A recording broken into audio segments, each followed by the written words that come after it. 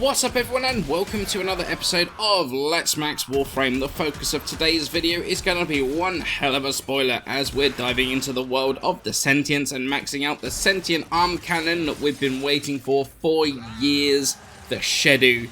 So before I launch into more of the video, it should be obvious, but spoilers ahead. To manage to get a hold of this weapon, you're going to have to either progress through Railjack to get to the Veiled Proxima and then find the Sentient ship, or piggyback onto a ship from someone that can already go there and do it through them. You can see where it spawned on your minimap by looking for the blinking node. Now make sure to have a paracesis on you, since you're going to need to break a crystal that only the paracesis can break, as you can see on the screen now. Once you've completed that, you will do a quick little prologue quest that I will be posting later on today, and you will get the blueprint for the Shedu. Then you go back to that Sentient ship and kill the Symbolist for a chance at parts. Now there are 4 parts to get, and loot frames like Necros that you can see on screen do affect the chance to drop. So here's the kicker with this one. The ship only spawns every 2 hours and 45 minutes, and only stays on the node for 30 minutes. So unfortunately you're going to have to be constantly keeping an eye out for this, and I'll put a link in the description below to Semlar, which has an anomaly timer running and you can keep an eye on it. So once you have those parts and have the weapon built, what do you get? Well, it's an arm cannon primary weapon with pure heat damage, which when combined with a decent status chance means you get a proper elemental build going here, and you are going to proc whatever you want pretty reliably, especially if you mod corrosive against armored targets. However, you couple that with the crit stats, which make a crit build worthwhile, and you can make a rather nice crit status hybrid build that procs whatever element you want on a regular basis. It has a couple of special mechanics to it too. First is that it effectively acts like an Arcwing weapon. 7 shots in the magazine and it will regenerate that ammo. The nice thing about this from a usability point of view is if you hold down the trigger while it's regenerating, it will fully regenerate the ammo before starting to fire again. No accidentally firing too early, and it allows you just to fire full auto. It is so nice. The other special mechanic is one that once it runs out of ammunition in the magazine, as it's recharging, it's going to send out a wave of energy dealing electricity damage at base, but that can be modded with elementals. That is going to stun normal enemies temporarily, but also will reset the damage resistances on Sentients, making it the only ranged weapon to do that, which is actually rather cool. Build-wise, it took a while to come up with a build I'm happy with. However, this is what I ended up settling on. Mostly, it's a fairly standard crit build. Serration, Split Chamber, got Point Strike, Vital Sense and Vigilante armaments. Nothing too surprising there, to be honest with you. Then, to make up for the weapon's kind of lack of base damage relative to fire rate, I went with heavy caliber rather than the fire rate. I hated fire rate on this. It felt like you were reloading more than you were firing, and that is not a good feeling. So I went with the hit harder, not faster mentality here, especially since the accuracy penalty doesn't really matter whatsoever. Elemental was a bit harder to decide on, and I'm going to provide 3 options for you.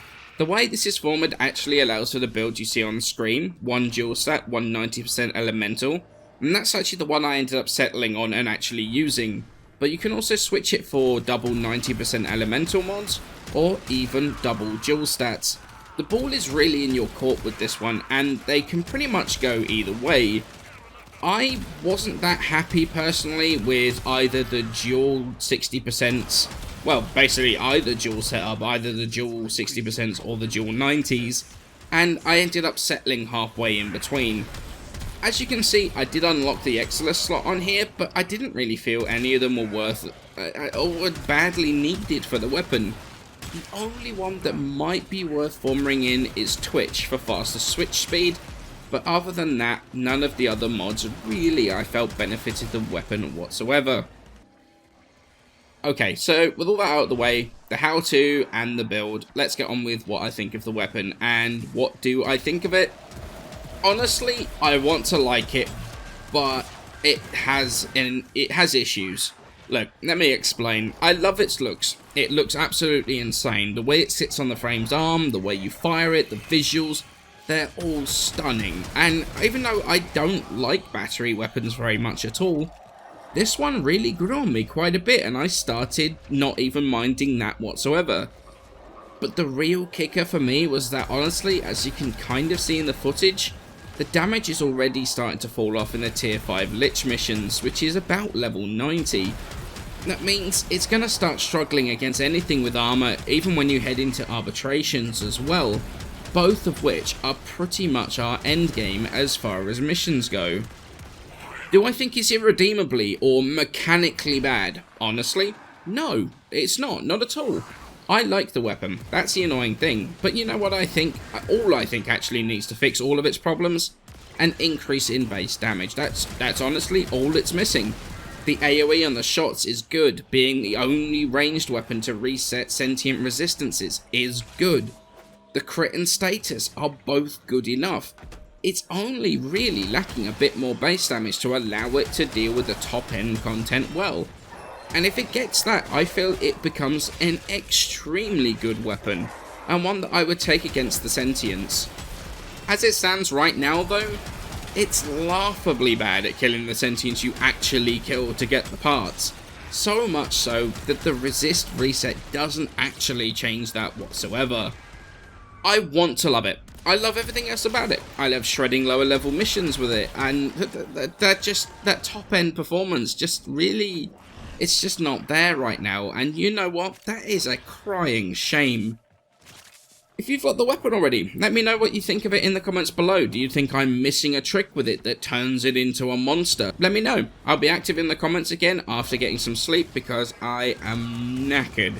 So for now, many thanks for watching this video, hope you all have a wonderful day, smash that like button and sub for some more Warframe content, and I shall catch you in the next one.